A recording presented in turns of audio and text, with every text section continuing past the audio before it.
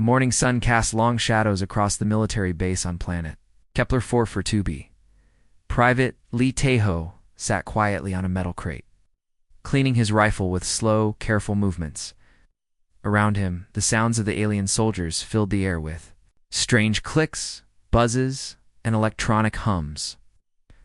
"Look at the human with his old gun," laughed Captain Krizak, his insect-like face showing what passed for amusement among his kind. The Krythok officers for arms gestured at his own weapon, a sleek energy rifle that glowed with blue light. Does he think this is still the Stone Age? Several other alien soldiers gathered around, their curiosity mixed with mockery. Commander Vextel, a tall creature made of living crystal, approached with slow steps. His body sparkled in the sunlight as he looked down at Taeho. Private Vextel said, his voice sounding like wind through glass caves. "That weapon you carry, it is very basic. Why do humans still use such primitive tools?" Taeho looked up from his rifle. It was longer than the alien weapons, with a thick barrel and complex scope. Unlike their glowing energy guns, his weapon was dark metal and polymer built for function, not show. "It works, sir," Taeho replied simply, then went back to cleaning. This made the aliens laugh harder. A group of Nolthan soldiers, their wet, skin gleaming green-blue, joined the crowd. One of them, Lieutenant Galactic, pointed at Taeho's rifle with a webbed finger. "Works," Galanash's voice bubbled like water. "Our plasma cannons can melt through steel in seconds. Our energy beams travel at light speed. Your bullet, what does it do? Make loud noise?" Or laughter filled the air. Even some of the younger alien soldiers who had never seen combat joined in the mocking. Corporal Park Jamin, Taeho's spotter, stepped closer to his friend. "Maybe we should show them what it can do," he whispered. Taeho shook his head slightly. "Not yet," he said quietly. Captain Krizak overheard and clicked his mandibles in amusement. "Not yet? When the enemy laughs so hard they cannot fight back?" The insect captain held up his own weapon, its surface covered in blinking lights and digital displays. "This rifle has quantum targeting. It sees through walls. It hits targets before I even pull the trigger. And you," he pointed at Taeho's scope, "you have glass lenses and metal dials. Like a museum piece." Commander Vextel nodded, his crystal body flashing different colors as he spoke. "Our weapons adapt to any target. They think your weapon just throws metal pieces, yes.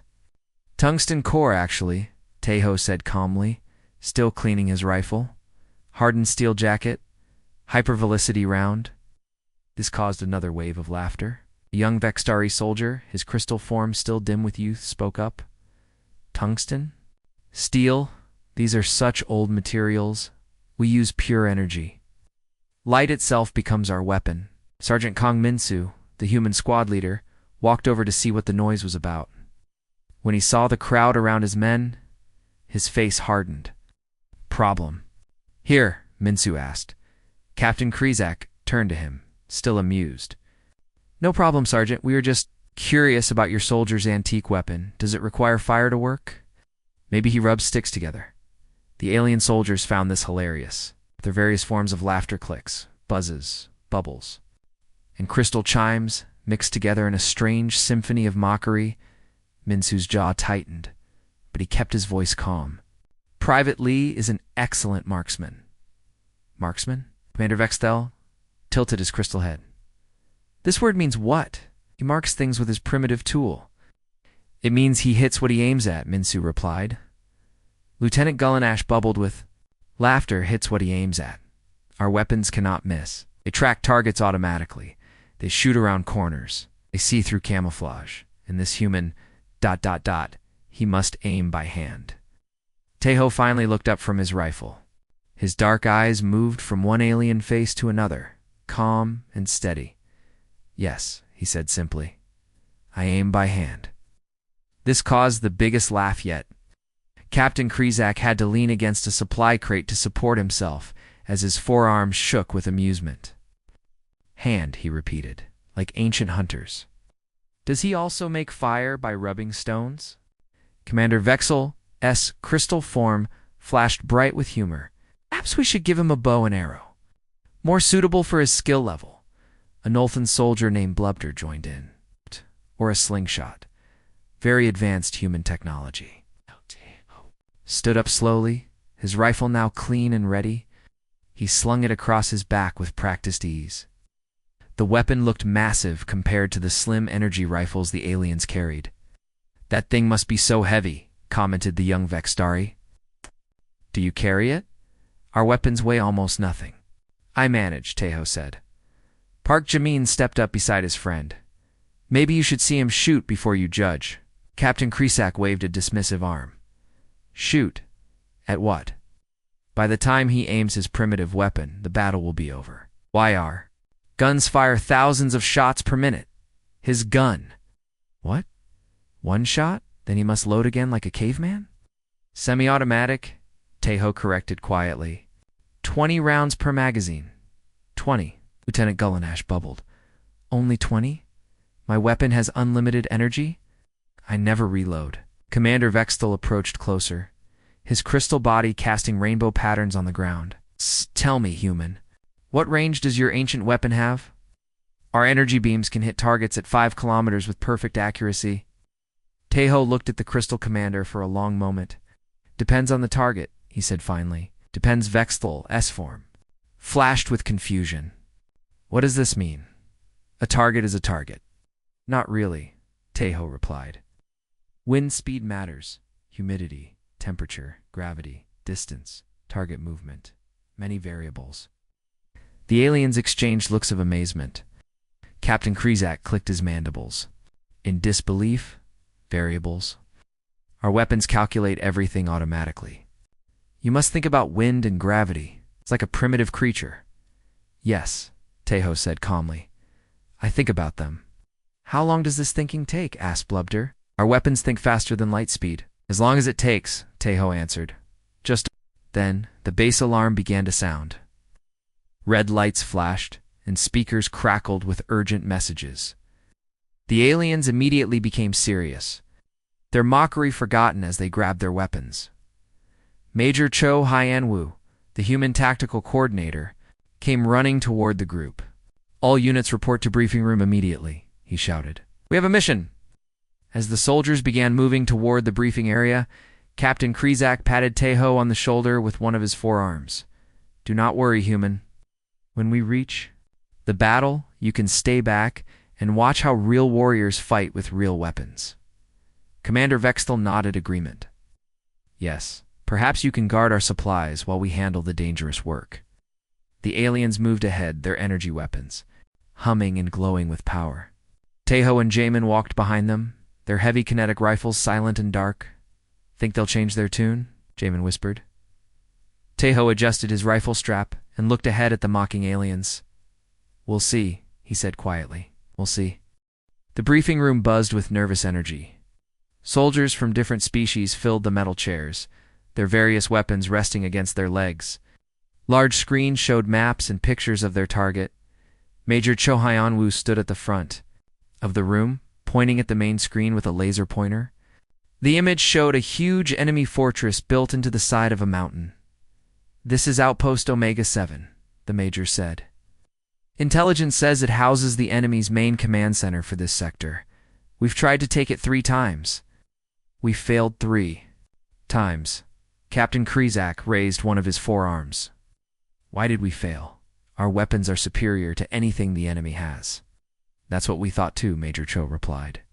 He clicked a button and the screen changed to show battle footage. Watch this. The video showed the first attack. Coalition energy weapons lit up the sky like a deadly fireworks show. Bright blue plasma beams, red laser bolts, and green particle streams all struck the fortress walls. But instead of destroying them, the energy seemed to be absorbed. The enemy has adaptive shielding, Lieutenant Kim Soo-jin, the communications officer, explained. Their shields learn from each attack. The more we hit them with energy weapons, the stronger they get against those same weapons. Commander Vexthal. Crystal form flashed with concern. Adaptive shields? That should be impossible. Tell that to the enemy, Major Cho said grimly. Each attack we made became less effective. The third assault, our energy weapons were barely scratching their defenses. Lieutenant Gullinash bubbled nervously. So what do we do? Our plasma cannons are useless. Not useless, the major said. But we need a new approach. He looked around the room, his eyes stopping on the human soldiers. That's why this time, we're trying something different. The screen changed again, showing the fortress from a different angle. A tall tower rose from the center, with windows that glowed red.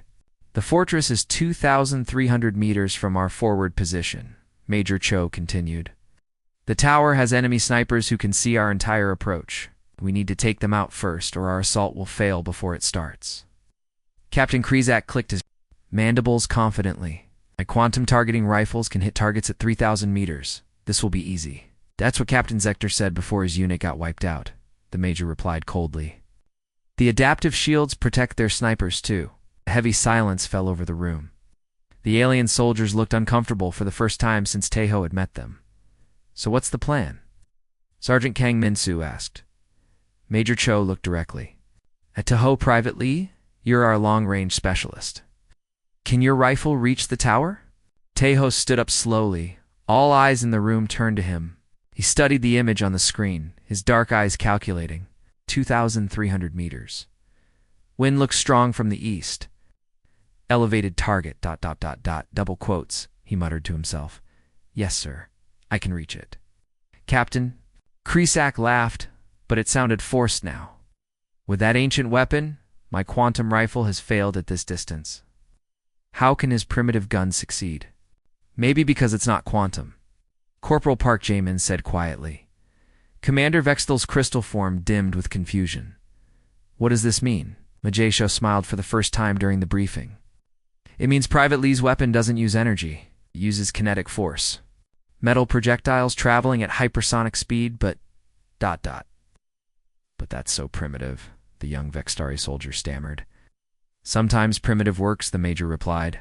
The mission began 1 hour after dawn. The coalition forces moved across the rocky terrain in 3 groups. The main assault force, led by Captain Krizak, would attack from the front. The support group, commanded by Lieutenant Gullinash, would circle around the left side. The third group, mostly human soldiers, provide covering fire from elevated positions. Tae-Ho and Jaemin climbed to a rocky hill, 1,847 meters from the fortress. The position gave them a clear view of the enemy tower and most of the fortress. Walls, range confirmed, Jaemin said, looking through his spotting scope. 1,847 meters to the tower. Wind is 15 kilometers per hour from the northeast. Temperature is 23 degrees. Taeho nodded and began setting up his rifle. He extended the bipod legs and adjusted them for the rocky ground. His movements were slow and careful, checking each detail. Target acquired, came Captain Krizak's voice over the radio. Beginning assault, the battle started with a spectacular light show. Energy weapons from dozens of alien soldiers lit up the morning sky. Blue plasma streams, red laser bolts, and green particle beams all struck the fortress walls. For a moment, it looked like the attack might work. The energy shields flickered and sparked under the intense bombardment. But then, just as the intelligence reports had warned, the shields began to adapt. Shields are strengthening, Lieutenant Kim Soo-jin reported over the radio. Energy weapon effectiveness down 30%, 40-50%. Impossible, Captain Krizak snarled. Increase fire rate. All units, maximum power. But increasing the fire rate only made things worse. The more energy the coalition forces poured into the shields, the better the shields became at stopping energy attacks. Effectiveness down 70%. Kim Soo-jin's voice was getting desperate. 80%. Our weapons are barely denting their defenses. Through his scope, Taeho watched the enemy snipers in the tower. They were moving confidently now, picking off coalition soldiers who had taken cover behind rocks and metal barriers. First squad is pinned down, came a panicked voice over the radio. We can't move. Enemy snipers have us locked down.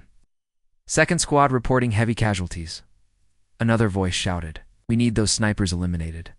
Commander Vextel's crystal form flashed with frustrated energy as he spoke into his communicator. All energy weapons, focus fire on the tower, eliminate those snipers. Dozens of energy beams struck the tower. The shields around it glowed brightly, absorbing every shot. The enemy snipers inside continued their deadly work, completely protected. It's not working. Lieutenant Gullinash bubbled frantically. The shields are too strong. Weapon effectiveness down 90%, Kim Soo-jin reported. Our energy weapons are almost useless now. That's when Major Cho's voice came over the radio.com and clear.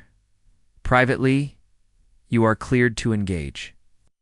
Captain Kresak's voice crackled with desperate hope and lingering doubt, the human, with his primitive weapon. How can he succeed where? Our advanced technology has failed. Taeho didn't answer. He was busy making final adjustments to his scope. Wind speed, humidity, air pressure, gravitational effect, target distance, bullet drop compensation, dozens of variables that his primitive brain had to calculate manually. Target acquired, he said calmly into his radio. One enemy sniper, tower position, range 1,847 meters. Through his scope, he could see the enemy sniper clearly. The alien was tall and thin, with gray skin and large eyes. It was aiming down at the coalition forces, completely confident in its shield protection. Take the shot, Major Cho ordered Taeho. Took a deep breath, let half of it out, and gently squeezed the trigger. The rifle bucked against his shoulder with tremendous force. The tungsten core round left the barrel at Mach 6, creating a sonic boom that echoed across the battlefield. For a moment, everything seemed frozen in time. Then the round struck. The enemy sniper simply disappeared. No flash of energy shields. No protective barrier. Nothing. The tungsten projectile passed through the energy shield as if it wasn't there, because to a kinetic round, it was in silence fell over the radio channels. Confirm kill, Jamin said quietly, still looking through his spotting scope. Enemy sniper eliminated.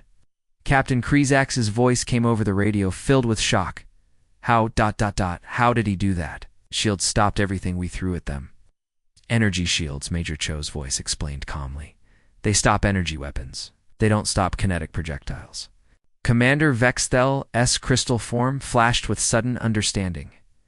The enemy prepared for our technology, but not for primitive weapons. Not primitive, Taeho said into his radio as he worked the bolt of his rifle, chambering another round. Just different.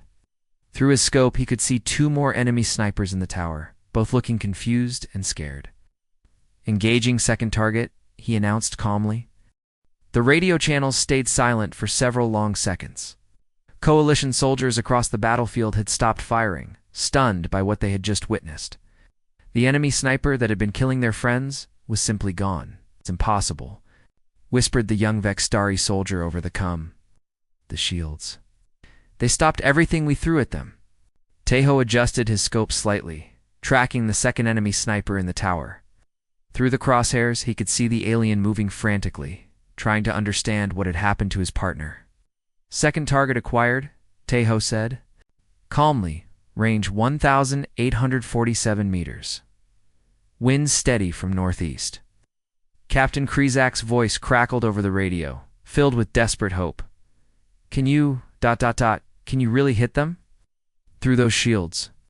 The shields don't matter, Corporal Park Jamin explained as he watched through his spotting scope. They're designed for energy weapons, not for kinetic rounds. Commander Vextel's crystal form flashed with sudden understanding. Energy shields. They work by absorbing and deflecting energy particles. But a solid projectile, goes right through, Major Cho finished. Like throwing a rock through a beam of light. Taeho squeezed the trigger again. The second tungsten round screamed across the battlefield at hypersonic speed. The enemy sniper in the tower had just enough time to look confused before the round ended his threat forever. Second target eliminated, Jamin confirmed. This time the radio exploded with chatter. Alien soldiers who had been pinned down for hours suddenly found themselves free to move. First squad advancing, came an excited voice. The sniper fire has stopped. Second squad moving up. another soldier reported. "We can finally leave cover." But Tejo wasn't finished. His sharp eyes had spotted something that made his blood run cold. In a bunker near the fortress's main gate, he could see the distinctive glow of a heavy plasma cannon being prepared. "New target," he announced. "Heavy weapon position, 2,100 meters. They're setting up something big." Through his scope, Tejo could see enemy soldiers wheeling a massive plasma cannon into position.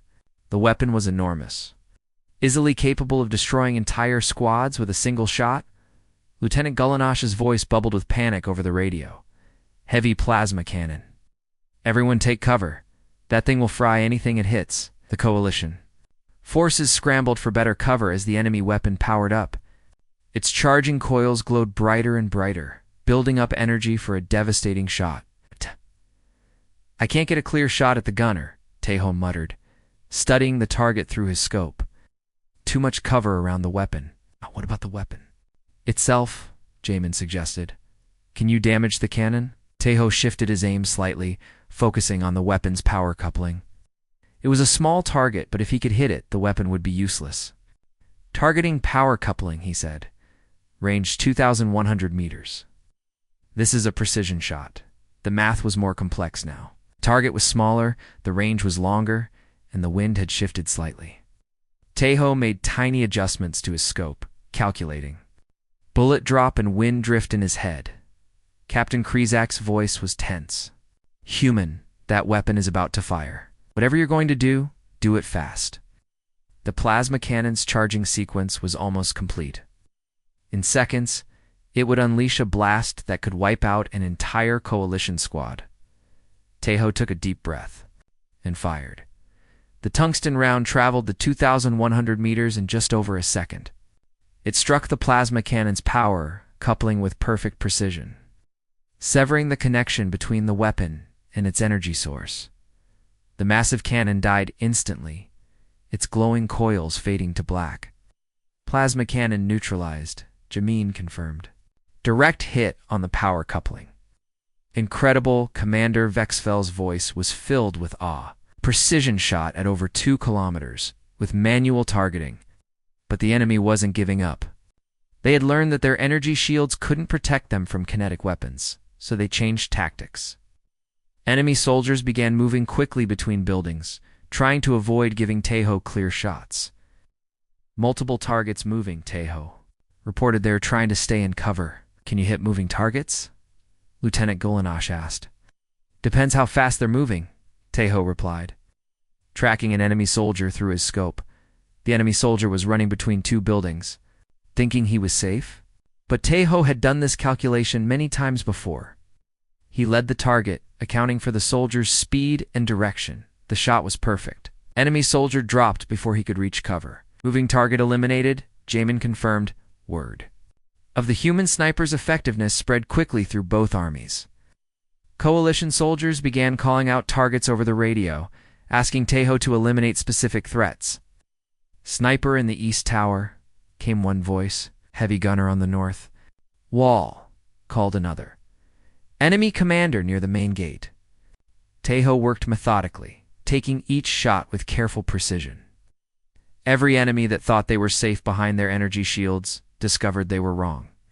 The tungsten rounds punched through the shields like they weren't there. After his 8th confirmed kill, something changed in how the alien soldiers spoke to him over the radio. The mockery was completely gone, replaced by something that sounded like respect. "Private Lee," Captain Krizak's voice was formal now. "My squad is pinned down by an enemy machine gun nest. Can you... would you be able to assist?" "Location?" Tejo asked simply. "North wall, 3rd window from the left. Range approximately 1,950 meters." Tejo found the target quickly. The enemy machine gun was firing bursts at the coalition forces, keeping them trapped behind cover. The gunner was partially hidden, but Tejo could see enough of him for a shot. "Target acquired," he said. The shot silenced the machine gun permanently. "Thank you," Captain Krizak said quietly. "My soldiers can advance now." Commander Vextel's voice came over the radio next. "Private Lee, There is an enemy communications array on the fortress roof. If you could eliminate it, they would lose coordination. Taeho shifted his aim to the roof. The communications array was a cluster of antennas and dishes. It's not a living target, but still something he could destroy. I see it, he said. Targeting main transmitter dish. The tungsten round shattered the main communications dish, sending pieces flying across the roof. Immediately, the enemy's coordinated movements became chaotic and confused. Communications down, Lieutenant Kim Soo-jin confirmed. Enemy coordination is failing. By now, Taeho had eliminated 12 high-value targets. Enemy snipers, heavy weapons, communications equipment, and key personnel. Each shot had been perfect. Each shot had gone right through the enemy's supposedly impenetrable energy shields. The alien soldiers in the coalition were no longer joking about primitive weapons. Instead, they were requesting specific targets. Trusting the human sniper to solve problems their advanced technology couldn't handle. Privately came a new voice over the radio. It was Lieutenant Corthex, a Vextari officer who had laughed the loudest at Taeho's rifle that morning. There is an enemy shield generator powering their main defenses. If you could damage it, our energy weapons might become effective again. Taeho studied the fortress through his scope. The shield generator was a large glowing structure. Near the center of the compound was heavily protected, but he could see vulnerable cooling vents on its side. I see the generator, he said. Targeting cooling system. This was his most important shot yet. If he could disable the shield generator, the entire coalition could resume their assault with full effectiveness. Taeho made his calculations carefully. Range, wind, target size, structural weak points. Everything had to be perfect. He fired. The tungsten round struck the shield. Generator's cooling system with devastating effect. Coolant began spraying everywhere as the generator's temperature spiked dangerously. Alarms began blaring throughout the enemy fortress as their main defensive system started to fail.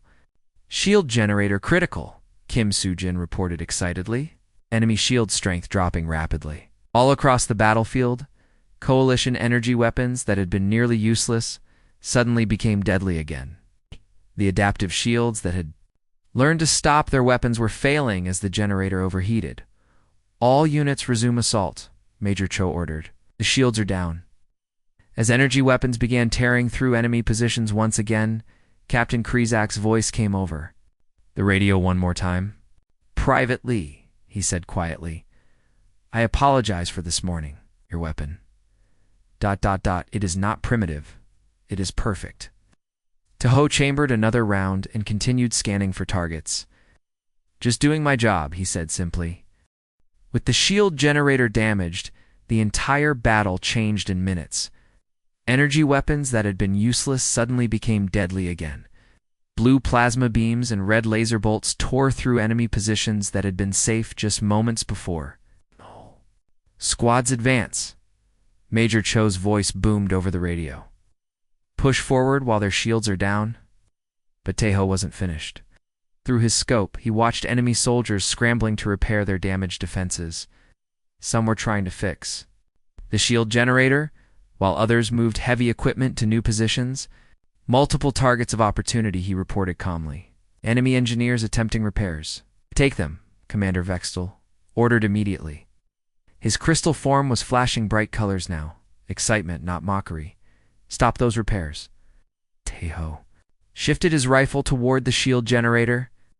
3 enemy engineers were working frantically with tools and replacement parts. They thought they were safe inside the fortress walls. They were wrong. 3 shots. 3 precise hits. The repair work stopped immediately. Repairs halted. Corporal Park Jamin confirmed through his spotting scope. Generator will stay offline. Captain. Kresak's voice came over the radio, filled with something that sounded like wonder. Incredible precision. How do you make such shots look so easy? Practice, Taeho replied simply, already searching for his next target. Lieutenant Kim Soo-jin's voice crackled with excitement. Coalition forces have breached the outer wall. 1st and 2nd squads are inside the compound. But the enemy had one more surprise. A massive blast door began sliding open in the side of the mountain. Through the gap, Taeho could see the barrel of something enormous, a fortress gun capable of destroying entire buildings. "New threat," he called out urgently. "Main fortress gun powering up. Range 2,400 meters. Lieutenant Gullinash's voice bubbled with panic. "That gun will destroy everything. Our entire assault force is in its firing line." The fortress gun was huge, built into the mountain itself. Its barrel was longer than most buildings, and energy was already building in its firing chamber. When it fired, it would kill dozens of coalition soldiers in a single shot. "Can you hit it?" Major Cho asked desperately. Taeho studied the massive weapon through his scope. The gun itself was too big and heavily armored to damage with his rifle. But like all energy weapons, it had weak points. "Not the gun," he said. "Oh, but I can see the targeting system. Small target, but if I hit it, the gun won't know where to aim." "Distance 2,400 meters, Jamin said, reading his instruments. "Wind has shifted to northwest, 18 kilometers per hour. Temperature rising."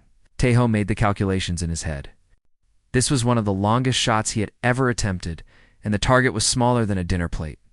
But if he missed, dozens of his allies would die. Taking the shot, he announced, the fortress gun was almost ready to fire. Its targeting system, a cluster of sensors and lenses, was tracking the coalition forces below. In seconds, it would lock onto a target and unleash devastation. Taeho fired.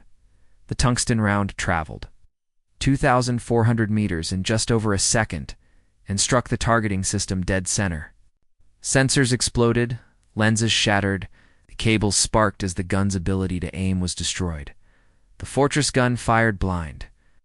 Its massive energy beams struck empty ground 500 meters away from any coalition forces, creating a crater but harming no one. Targeting system destroyed, Kim Soo-jin reported. "The gun is firing blind." Cheers erupted over the radio channels. The coalition soldiers who had been about to die were now safe to continue their advance. "Outstanding shot, Private Lee," Commander Vexel said formally. "You have saved many lives today." But the battle wasn't over. Enemy soldiers were regrouping inside the fortress, setting up new defensive positions. They had learned that energy. Shields couldn't protect them from kinetic weapons, so they were trying different tactics. "Enemy forces taking cover in the main building," reported Sergeant Nam Jian, a human observer. "They're staying away from windows and openings." Smart Jamin commented. "They know you can hit them if they show themselves." Taeho smiled grimly. "Then we make them show themselves." He shifted his aim to a fuel tank near the main building. It wasn't a direct threat, but if he could rupture it, the resulting explosion would force the enemy soldiers to move. The shot punched through the tank's metal wall. Fuel began pouring out, creating a dangerous puddle near the enemy positions. "Fuel leak," he reported. "One spark and that whole area goes up." Captain Krizak understood immediately. "My squad will provide that spark." Plasma weapons target the fuel spill. Blue plasma beams struck the leaking fuel. The explosion was enormous, forcing enemy soldiers to run from their covered positions to escape the flames. As they ran, Taeho was waiting for more precise shots eliminated for enemy soldiers, who thought they were escaping to safety. "This is incredible," the young Vextari soldier whispered over the radio. "He's controlling the entire battlefield with just one weapon." Colonel Park Min-ho, the senior human officer, spoke up from the command post. "That's what happens when you think about the battlefield instead of just shooting at it." The comment made several alien officers go quiet. They were beginning to understand that human soldiers didn't just use different weapons. They thought about fighting differently too. "Private Lee, Commander," Vextel said slowly. "Your weapon requires you to calculate many variables, yes? Wind, distance, target movement?" "Yes, sir," Taeho replied, while tracking another target. "And our weapons calculate these things automatically, so we do not need to think about them." "That's right. But thinking about these things, it makes you see the battlefield differently. You notice things we miss." Taeho paused in his target. "Search to consider this. Maybe when you have to think about every shot, you pay attention to everything around the target too." Lieutenant Gullinash's voice bubbled with understanding. See opportunities we miss? Because our weapons make thinking unnecessary. Something like that, Taeho agreed. Major Cho's voice came over the radio with a new mission. Private Lee, intelligence has identified a high-value target. Enemy field commander, second floor of the main building. Can you reach him? Taeho shifted his scope to the indicated window. Through the glass, he could see a tall alien in elaborate armor, giving orders to subordinates. The enemy commander was gesturing confidently, clearly believing he was safe inside. The building range 1,950 meters, Jamin reported. Target behind glass, wind steady. Glass wasn't a problem for tungsten rounds. The projectile would punch through the window as easily as paper. Target acquired, Taeho said. Clean shot. The enemy commander was pointing at a map when the tungsten round arrived. The window glass exploded inward, and the alien fell backward, his elaborate armor providing no protection against the hypersonic projectile. Enemy commander eliminated, Jamin confirmed almost immediately. The defensive fire from the fortress became less coordinated. Without their field commander, the enemy soldiers began fighting as individuals instead of as a team. Enemy coordination failing, Lieutenant Kim Soo-jin reported. This is our chance for a final push. All units advance, Major Cho ordered. Storm the main building. Coalition forces poured into the fortress compound, their shields down, their commander dead, and their heavy weapons destroyed. The enemy resistance began to collapse, but Taeho's work wasn't finished. Enemy soldiers were still trying to fight from individual positions, and his rifle could reach places the advancing infantry couldn't. Sniper in the North Tower, reported a Krythak soldier. He's got us pinned down. I see him, Taeho replied. One shot later, North Tower clear. Machine gun nests on the roof, called out a Vextari warrior. Eliminated, Taeho said after his next shot. Enemy soldiers barricaded in the east wing, came another request. Targeting their firing positions, Taeho responded. Shot after shot. The human sniper eliminated threats that the advanced alien weapons couldn't reach or couldn't hit effectively. His primitive rifle was doing things their quantum targeting systems and energy weapons simply couldn't do. Captain Krisak's voice came over the radio as his squad entered the main building. Privately, I must say something. Go ahead, sir. This morning, I called your weapon primitive. I was wrong. Called you a caveman with a stone thrower. I was wrong about that too. You don't need to apologize, sir. Yes, I do, the insect captain replied firmly. Your weapon isn't primitive. It's perfect for what you do. And what you do. It's something none of our advanced technology can replace. Through his scope, Taeho watched coalition soldiers moving through the fortress compound, no longer pinned down by enemy fire. The battle was almost over, and they were winning. Just glad I could help, he said quietly, chambering his last round. The fortress fell 3 hours after Taeho fired his first shot. What had taken 3 failed assaults over many weeks was finished in one morning.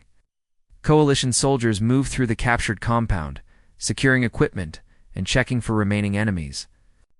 Taeho sat on his rocky hill, cleaning his rifle as he always did after a mission. The tungsten core rounds had performed perfectly, but the weapon still needed care and maintenance. Old habits from his training kept his hands busy while his mind processed what had happened. 17 confirmed kills, Corporal Park Jamin said, reading from his spotting notes. Plus the shield generator, the fortress gun targeting system, the communications array, and that fuel tank. Not bad for a primitive weapon, Taeho replied quietly. Below them, alien and human soldiers were working together to secure the fortress. But something had changed in how they moved around each other. The aliens were watching the humans differently now, with new respect in their strange eyes. Major Cho's voice crackled over the radio. All squad leaders report to the main building for debrief. Private Lee, you too. Taeho slung his rifle across his back and began the walk down to the fortress. Jamin walked beside him, both men quiet as they processed the morning's events. Think things will be different now? Jamin asked. Maybe, Taeho replied. We'll see. The main building's conference room was crowded with officers from different species. Commander Vextel stood at the front, his crystal form flashing various colors as he spoke. Captain Krisak sat nearby, his forearms folded in what looked like deep thought. Lieutenant Galactic bubbled quietly to himself in the corner. When Tejo entered the room, something unexpected happened. The alien officer stood up. It wasn't required by military protocol. Tejo was just a private, the lowest rank in the room. But every alien officer in the room rose to their feet as he walked in. "Private Lee," Commander Vextel said formally. "Please, sit here." He gestured to a chair near the front of the room. Tejo looked uncomfortable with the attention. "I can sit anywhere, sir." "No," Captain Krizek said firmly. "What you should sit where everyone can see you. What you did today, it changed everything." Colonel Park Min-ho, the senior human officer, stood up and activated a large screen. It showed a tactical analysis of the battle, with red dots marking enemy positions and blue dots showing coalition forces. 17 enemy kills, the colonel began. 1 shield generator disabled, 1 fortress gun neutralized, 1 communications array destroyed, multiple fuel and equipment targets eliminated. He paused and looked around the room. All accomplished by 1 soldier with 1 rifle. The alien officers were silent, studying the battle data with new understanding. "But that's not the most important part," Colonel Park continued. "The most important part is why Private Lee succeeded where our advanced technology failed." Commander Vextel's crystal form dimmed slightly. "Our energy weapons were useless against their adaptive shields." "Exactly," the colonel said. "The enemy prepared for everything we could throw at them. Plasma weapons, laser cannons, particle beams, quantum rifles. They had defenses for all of it." Lieutenant Galactic bubbled nervously. "But they didn't. Prepare for kinetic weapons? Why would they?" Sergeant Kong Min-su spoke up. "Everyone in the galaxy uses energy weapons. Kinetic projectiles are considered primitive, outdated technology." Captain Krizak clicked his mandibles thoughtfully. "So our advancement became our weakness." "In a way, yes," Colonel Park agreed. "The enemy studied our technology and built defenses against it. But they never considered that someone might still use primitive kinetic weapons." A young Vextari officer raised his hand. "But Private Lee's weapon requires so much manual calculation. Wind speed, distance, bullet drop, our weapons do. All that automatically." Tejo spoke for the first time since entering the room. "That's exactly why it works." All eyes turned to him. Alien officers leaned forward, eager to understand. "Your weapons think for you," Tejo explained slowly. "They calculate everything automatically, so you don't have to understand how they work. But when I make those calculations myself, I see things your computers miss." "What kind of things?" Commander Vexel asked. "Opportunities," Tejo replied, "like that fuel tank. Your targeting computers would have ignored it because it wasn't a direct threat. But I saw how it could be used to force enemies out of cover." Captain Krizak's forearms moved in what was probably amazement. "You don't just shoot at targets. You think about the whole battlefield." "Everyone should," Tejo said simply. "But when your weapons do all the thinking for you, maybe you forget how." Major Cho stepped forward with a folder of documents. "The battle analysis shows something interesting. Our casualties today were 80% lower than the previous 3 assaults. Mission time was reduced by 75%. Enemy defensive capability was neutralized. In under 4 hours, he handed the folder to Commander Vextel. All because 1 soldier with a primitive weapon could do something our advanced technology couldn't." The Crystal Commander studied the documents, his form flashing different colors as he processed the information. Finally, he looked up at Tejo. "Private Lee," he said formally. "I owe you an apology. This morning I called your weapon primitive. I called you a cave dweller. I was wrong about both." "You don't need to apologize, sir." "Yes, I do," Vexthal insisted. "And more." "Than that, I need to learn from this. We all do."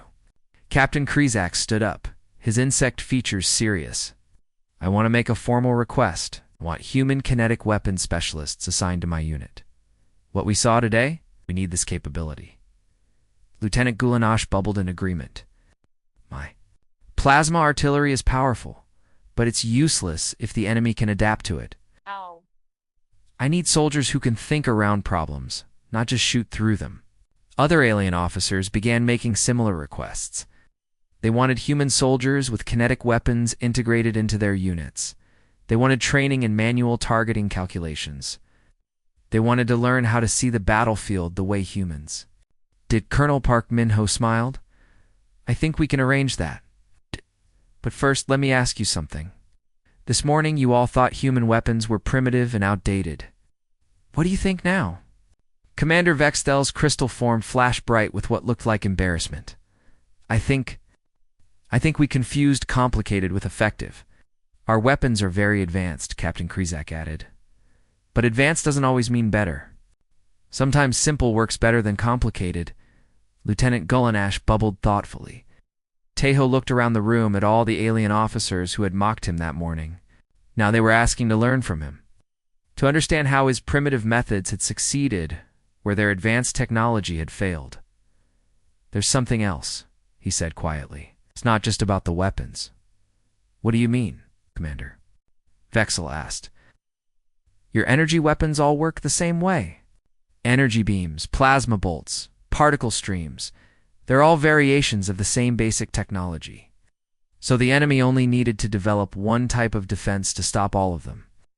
The alien officers nodded slowly, beginning to understand. Humans use many different approaches, Taeho continued. Kinetic weapons, chemical explosives, biological agents, electronic warfare.